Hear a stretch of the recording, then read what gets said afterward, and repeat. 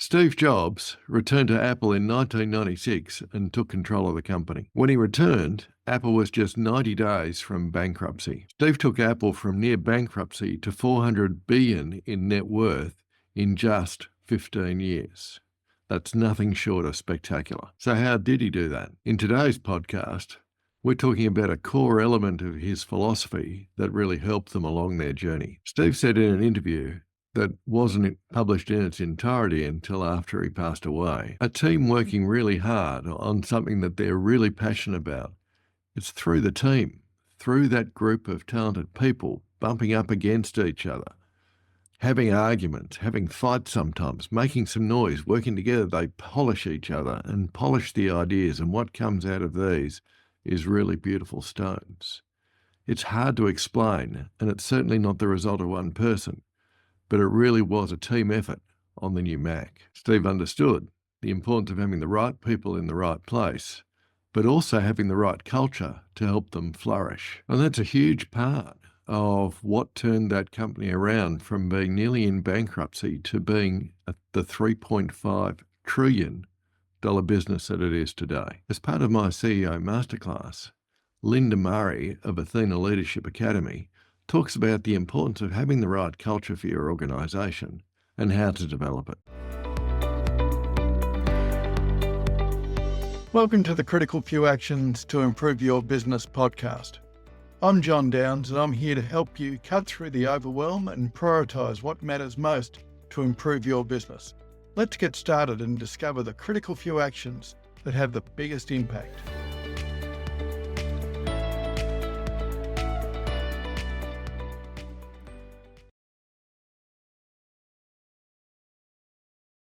Linda's been my coach for nearly 10 years now.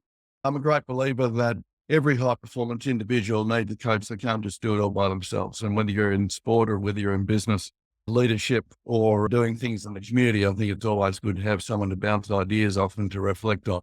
Linda's been an important part of my professional development. So it was a reciprocal arrangement. JD and I met about 10 years ago, as he said, and he has been my mentor ever since. So we have a dual directional relationship, which has been a joy. And history background's always been psychology and philosophy.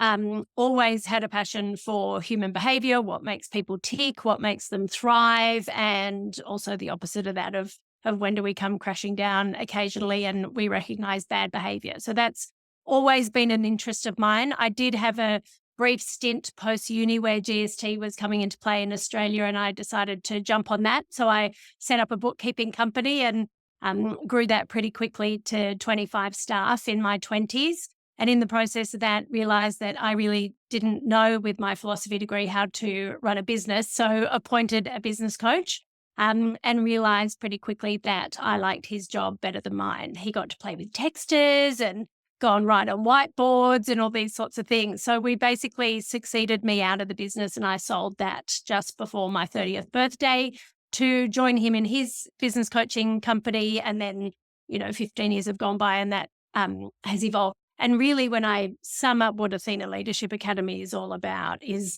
I get to create leaders who people actually want to follow, which kind of sounds novel, but we don't see nearly enough of it. And we create organizations that people love working in and careers that people love to live. That's kind of the essence of what I do. We do that through one-on-one coaching, workshops, larger scale programs, future leaders running a 4-month program. So everything we do is sort of bespoke to the needs of the individual businesses that we're working in, and we tailor it accordingly. So that's how I come to be here, because if I look at where JD and I fit nicely together, JD is great on sort of that strategic side, the nuts and bolts of business.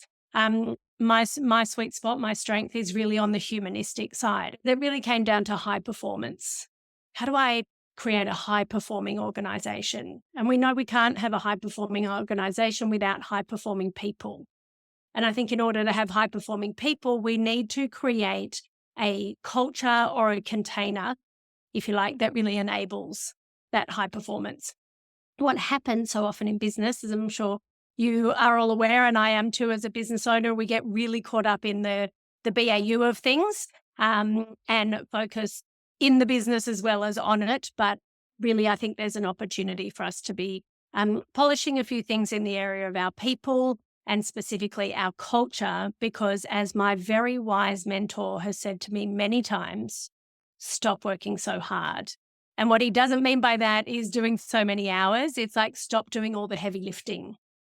And I think this is one area where culture can be a lever that you can pull, if you like, to help drive that high performance in your team, where you personally as the CEO are integral to the setup of that, but it's actually everyone in the organization's responsibility to keep that culture alive, right? So I guess that's what I mean by stop working so hard, is you don't have to be the one monitoring and policing and doing all this. It's like, how do we put some things in place to create that cultural container that drives high performance for you? Yeah. And I think that's a crucial element, regardless of whether you've got 10 people working for you or 103, is how do we provide a culture or establish a culture which is self-fulfilling, and preferably not self-fulfilling where everybody watches you do the job that they're being paid, which is always a bit of a challenge, particularly as we have smaller organizations. But very much, how do we actually empower them to actually do a good job and to actually know what a good job is? Yes. So I guess, like, if I could put it to you of what actually is culture, to let's just make sure we're all on the same page in terms of our understanding. I guess it's the unwritten rules and the written rules about what we do and don't do and the way we treat each other. Mm-hmm. And I would say, yes, unwritten and written, and often even when we have the written, how does that turn into unwritten? Like, what are the behaviours, if you like, that are the result of those rules? Yep, totally. So culture is the set of values, beliefs, attitudes, behaviours, and practices that characterises an organisation. And it really encompasses, as JD said, the unwritten rules and the written ones, and norms that guide how employees interact with each other, how they make decisions and their approach to work. It's the personality or the vibe, as you say, of the organisation. So it's, as I said earlier, I think of it like a container that holds everything that happens within your business, and that is for better or for worse. And the idea is that we make it for better by actually being quite deliberate with that process. So often organizational culture gets created quite organically. There will always be an organic element to organizational culture, but as leaders, we need to be more specific and more deliberate with the container that we're wanting to create, because what that does is it then becomes almost like an antidote to when you might hire someone, or you might have an existing, often high performer who might have certain toxic behaviors. For example, the culture becomes the antidote to that, rather than that person potentially almost creating your culture. And as CEOs, you've all worked way too hard creating the businesses that you've created to allow that to possibly happen. So culture's the way we do things every day. It's the norms as a team. It's your tribe. And I think never have we thought more about tribe and belonging than during and since COVID. It's the DNA of your team and your organization. It's why people choose to work here, and it's why people choose to stay here. It's what enables productivity, engagement, unity, and belonging and accountability. So I like that word choose, because at the moment, more and more, we're obviously, we've all ridden the COVID coaster. Then just when we least needed it, the Great Resignation happened. I'm sure you'd all agree that finding good staff and also keeping them is not exactly easy. And so we really want to use our culture as a way of attracting the right people into your organization, but also retaining the goodies, and maybe even using the culture to manage out the baddies. Like, if we can create that feeling of what it's like to belong here, and this is how we operate, then there might be certain people who, if they are not a cultural fit, chances are you don't want them. And ideally they might help them self-select themselves out and maybe free up their own futures. Here's hoping. So I came across this image. This was back in 2020, one of the Paralympics in Tokyo. And it really made me think about culture, because obviously this is a paraplegic. Culture is all encompassing. It's all around us, and we can't necessarily see it, but we can absolutely feel it. And we can feel when it's working and we can feel when it's not. And when it's done well, it really becomes an enabler of your people. And that's what I love about this image. This guy on land would not usually be able to walk, but put him in the right culture or in the right environment, suddenly he can do things that he wouldn't otherwise be able to do. So I just thought that was a cute symbolism, if you like, of culture. So I'm going to throw back to you to come up with examples of great cultures that you're aware of, right? So it could be businesses you've worked in, could be the business that you've created. It could be Australian businesses, global businesses, big, small, whatever you like. What are some examples of really good, strong cultures and why? And this goes for anything that we're learning, is we have so many examples or role models around us of things done well and things done poorly. So culture is just one of them. Every business you go into, whether it's your local cafe or dealing with IBM, right, or Google or one of the big guys, is think about, what am I noticing? What am I feeling? As you said, it's the vibe. Even customers feel the vibe, right, when they have these interactions with organizations. So start observing, start noticing when you see good culture in action or when you see bad culture in action. What's the cost of it? What does it look like? Make it a very conscious process to then ask yourself, how are we doing this in our business? Because there are lots of great examples of organizations doing it well, especially on the global scale. Don't try and reinvent the wheel. Look at what the big organizations with huge budgets who have whole culture teams, whole culture departments, look at what they're doing and think, so what's the more micro version of that I can start incorporating into my business? I've given JD a worksheet. Yeah. Something like that. Couple of pages of the sort of questions and exercises and what have you that you can take yourself and your business through to really start distilling your culture. And it's basically taken straight from, if I was to go into an organization and spend a day with their leadership team nutting this stuff out, I've kind of created a bit of an excerpt from that sort of workshop, which JD will share with you so that you can answer these questions. But look, really the essence of it is, I think there's a few key components of culture that you can focus on. And this is in that handout for you. I think of these as like the 5 key ingredients, if you like, to culture. So just to whiz around this circle, and then we're going to deep dive on a couple of these. So first of all is the vision. So obviously this is the long-term goals and aspirations of an organization that really provide that sense of unity and clarity for your people. The vision can inspire your people. It creates commonality in decision-making and performance. This is something that I know you did as part of the CEO Masterclass, and I think it's something that it's easy for leaders to do, and then it becomes a set and forget. It becomes a driver for you as a CEO. But if I was to go to every single person in your organization, could they tell me what your vision is? And could they tell me in a way that they feel like they're contributing to bringing that to life? You know, I love the story where back in 1969, JFK did a little site tour to NASA, and he went to the bathroom and was speaking to the janitor, and he's like, so what's the role you play here? He's like, oh, I'm putting a man on the moon. And I love that. He's the janitor, and he totally is putting a man on the moon because he is part of the cog of the wheel that is NASA. Right. So he's obviously bought into that vision.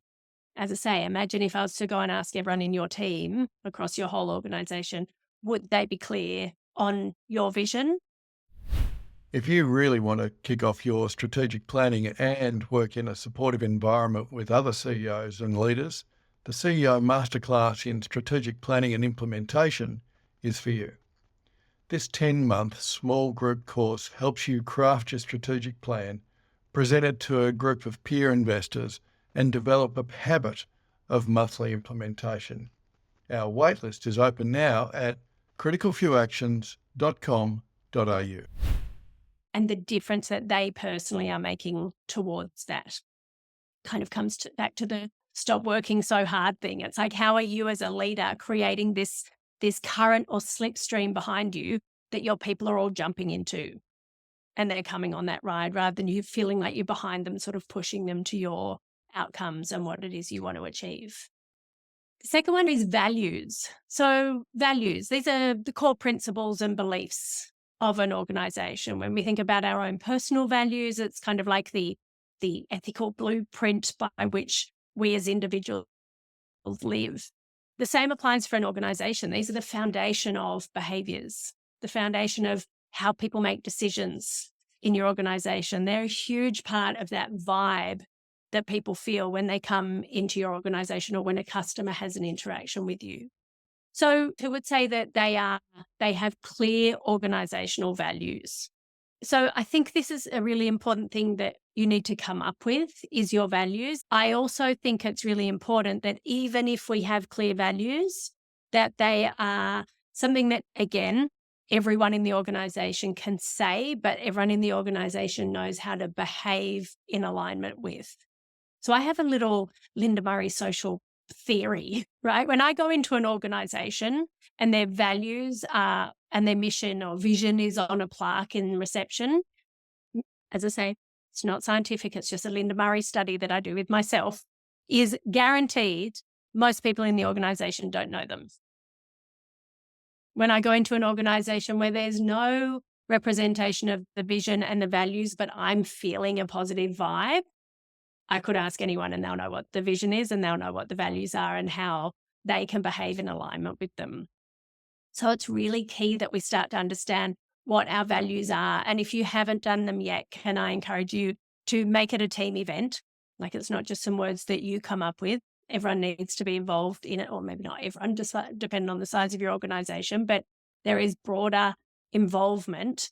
But also, don't go for the standard integrity, honesty, trust, safety, one team, right? Don't just go for the basic ones that we could Google most or ChatGPT. What are the most common values of organizations? I want you to really start thinking about that vibe, that container, that culture that you're wanting to create.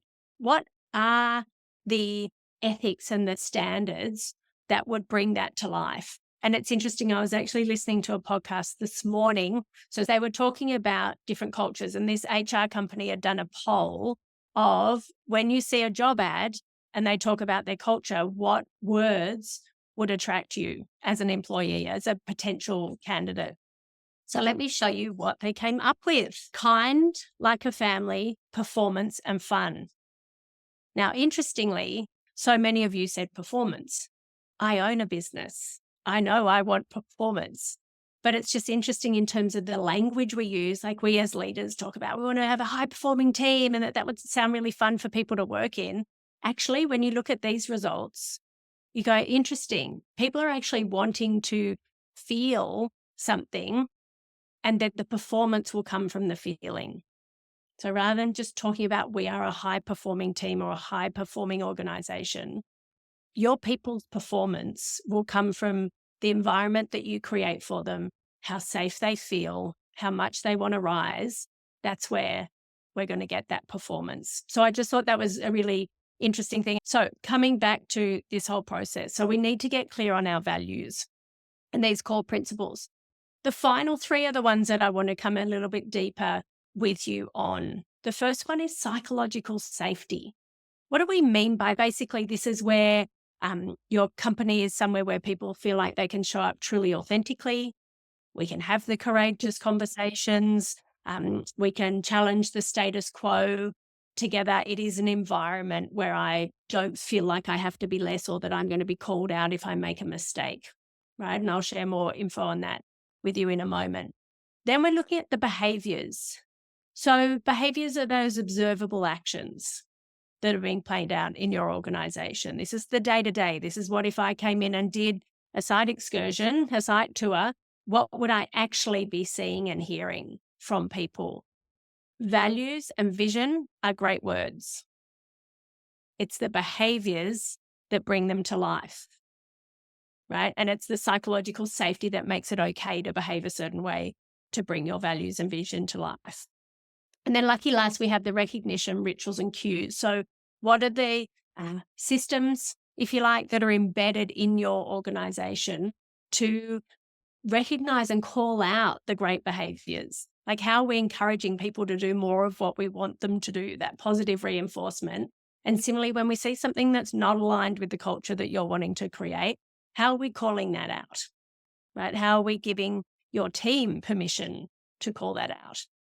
So as business owners, I'd love you just to take a moment to give yourself a score out of 5 on each of these at a high level. How clear is your vision and how well communicated is it? How clear are your values? Does everyone know and understand them? Psychological safety. Do people feel like they can just be themselves and have the tough conversations when they come to work and challenge the status quo occasionally? Behaviours. Have we defined the key behaviours that we want to be seeing from our people? And then what are those good things we do to reward and recognise? I believe, and I'm sure you will resonate with this, I think as a CEO, your business, I think about like a dashboard of a plane. There are so many things for us to focus on. And just when we get everything settled, then a red light starts flashing over here. And so we press that and then something else starts beeping over here, right? There's always things to do. And this is one of those many things. And it's very easy for our attention to get drawn to BAU, product, the things that make us today's dollars. I think of these concepts as the things that can potentially help us with tomorrow's dollars, because we're building the right culture, we're attracting the right people, we're retaining the right people, and we're doing less performance management because the culture's managing that out for us to agree automatically. So what we might do is have a little look at this whole concept of psychological safety, because this is the birthplace of innovation, of creativity, of building in new systems. It's the antidote to we've just always done it this way, right? Which can create some stale processes in a business. So where this whole concept, I guess, became famous from was Google, arguably one of the world's best organizations, was keen to understand what made it one of the world's best organizations. So obviously their product's good, their technology's good, but what were some of their key differentiating factors? And what they discovered was that they did a huge study over about nearly 3 years, 37,000 Googlers across 180 teams. They were doing this study to find out was it about these high-performing teams so that they could ideally duplicate that broadly across the organization. And what they actually found was it was less about who was on the team, which is what they thought they'd find, that on each team there was some gun that we need to recruit more people like that, was less about who and more about how the teams interacted together. Right? It was how they operated. It was that cadence, that rhythm, how they communicated, etc. And this was the origin of this concept of psychological safety. So let me just share with you what we actually mean by that. Psych safety, and this is what they found out as the key criteria, was when team members contribute approximately equally, they encourage one another to take risks, they make it safe to feel vulnerable in front of one another, and they support each other when things go wrong. And when you think about it, what is innovation?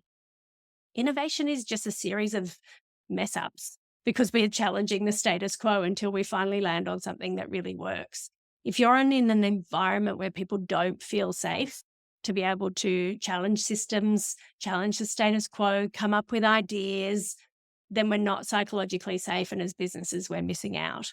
So this point 2, encourage one another to take risks. Just to reassure you, taking risks doesn't mean going out doing crazy things. A risk for someone could be putting their hand up in a meeting.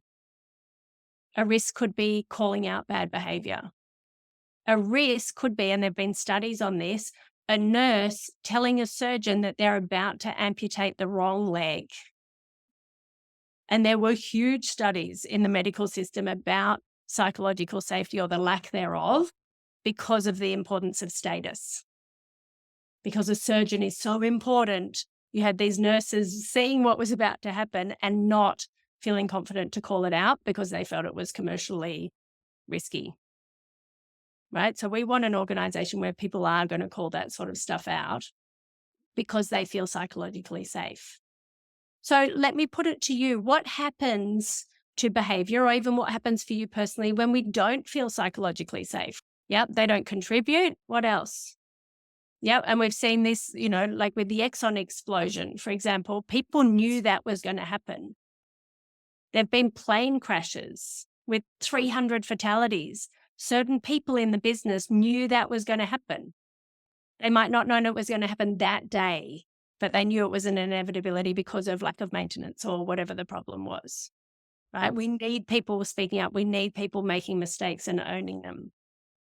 People leave. Yeah, because it's yucky. Like, we spend a lot of time at work. If you're stepping into what feels like the dragon's den, it's not going to take much for you to say, actually, I can do this better somewhere else.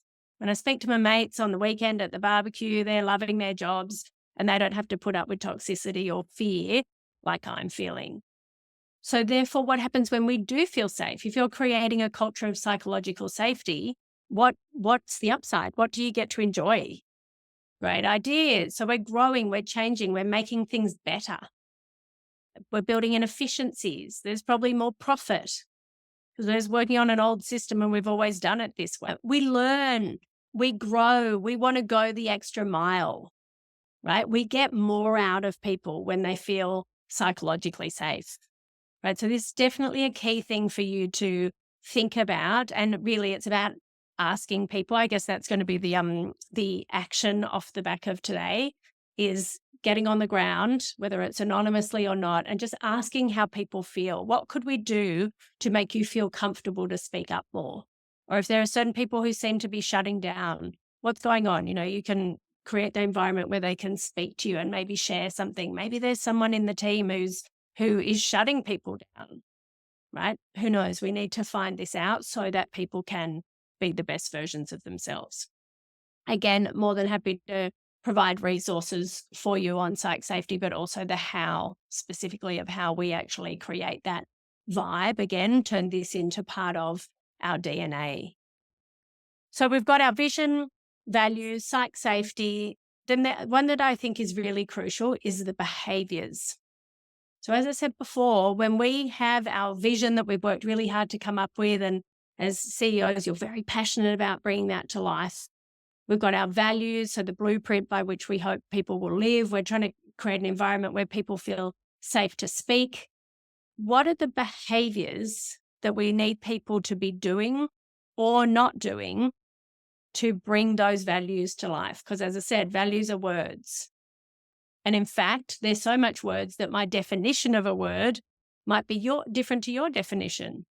So this is why I don't like values like integrity. I think that's such a big word that doesn't come with any real description. What might be living in integrity for me might be quite different from living in integrity for you.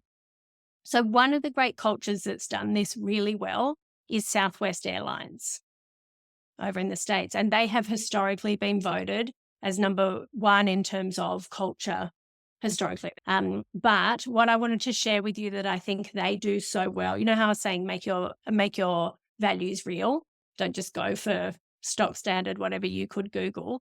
They're a really great example of not only coming up with cool values that people buy into, being these bold words, but in the finer print, the behaviors that they're asking people to do in order to be a warrior spirit. But I think the point here is they've got fun values that people will connect with. And you remember on that poll, it was talking about fun being one of the values that people want. Not everyone wants to just work in a fun culture. We also want to achieve.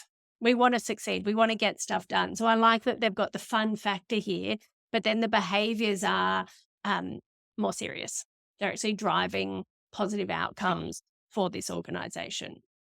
Right. So the key here, though, is really that link between these are our values that people are going to connect with, and we're clearly specifying the behaviors that we want to see people doing and acting in order to bring our values and vision to life. So for you, and this is going to be in the worksheets, is I'd love you now just to think about your organization, whether your values and vision are clearly articulated across the board or not. Just think about the utopian version of your organization.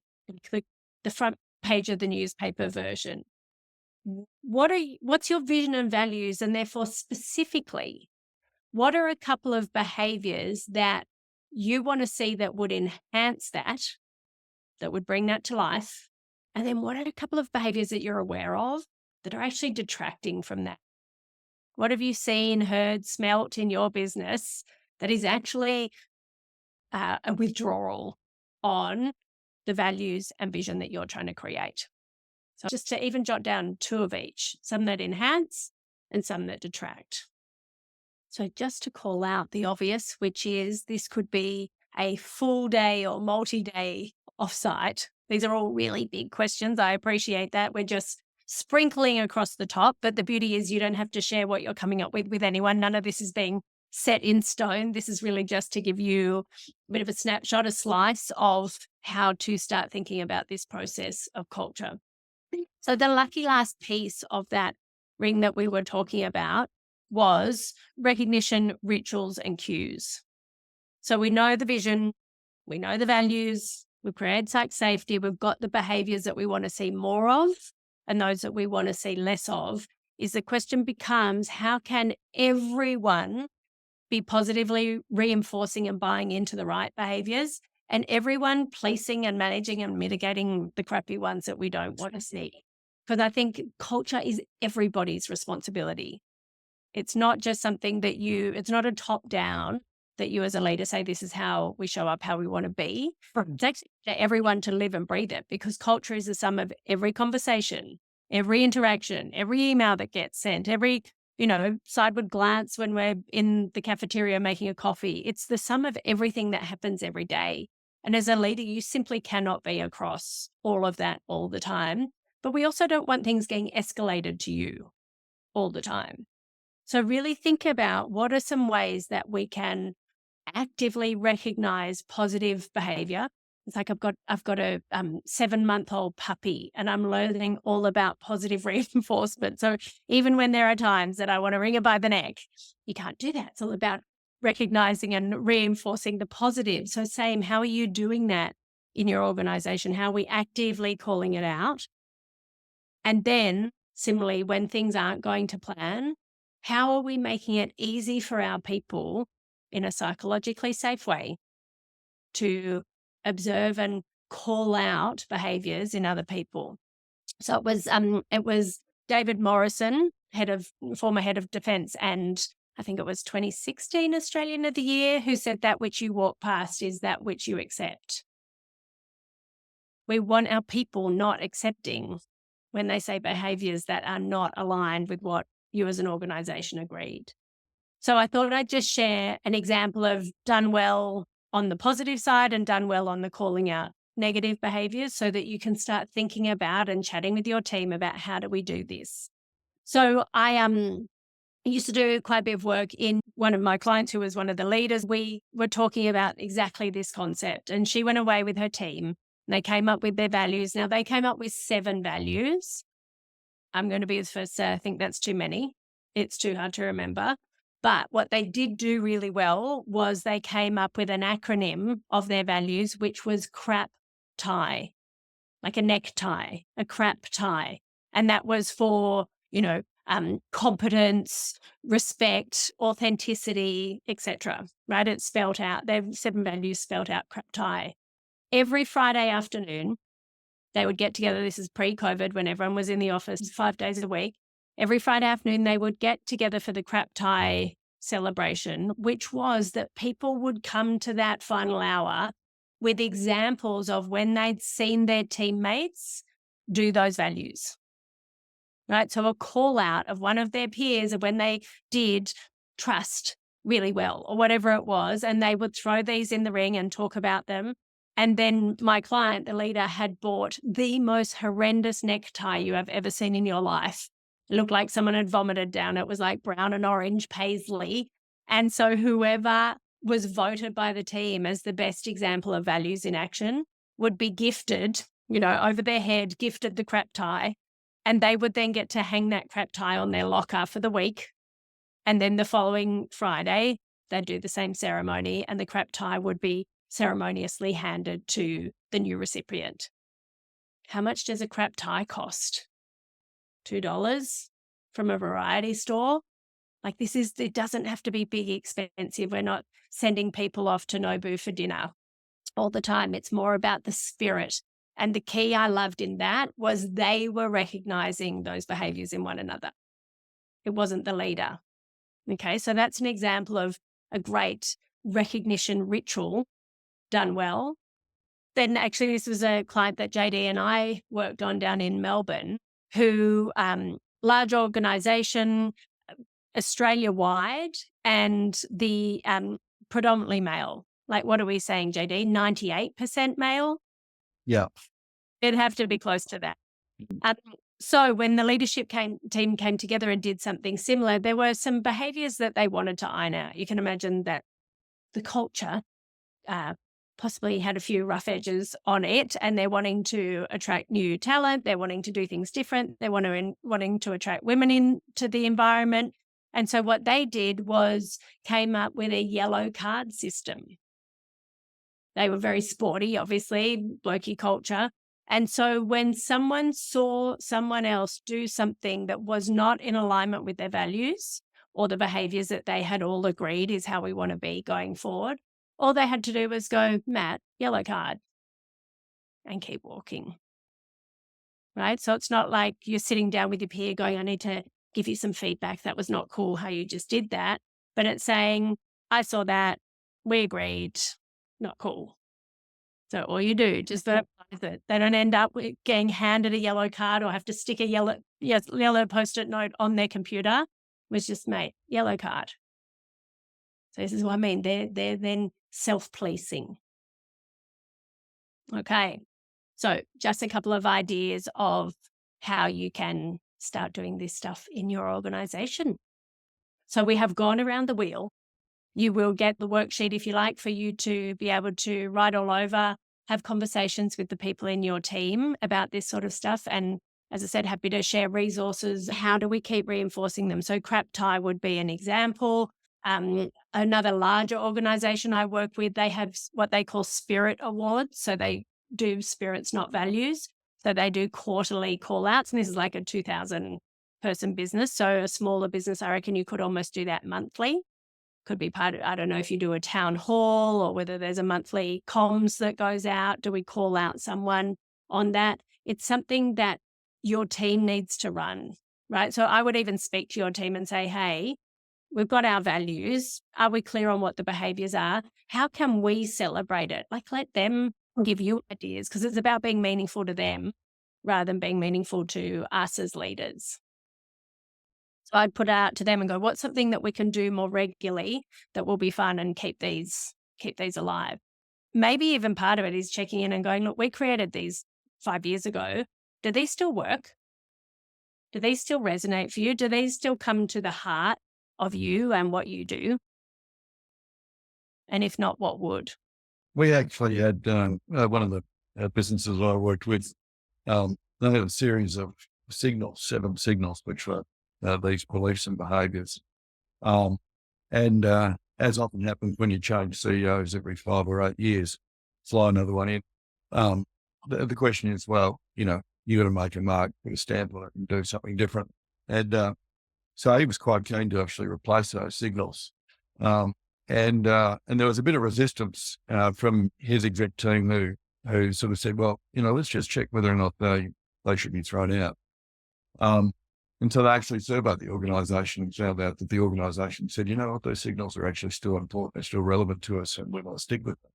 And so rather than throwing them out, what they then did was actually went through a systematic process of actually refreshing and not so much refreshing, but reinforcing them and actually having it was actually a weekly process of calling out one of these examples of one of these behaviours every week for pretty well 52 weeks.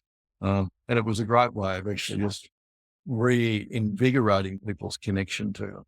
And certainly having experienced it, I found it to be a really worthwhile way of getting people just to think about it. When there could be discussions about something that had happened when they'd gone and seen a client.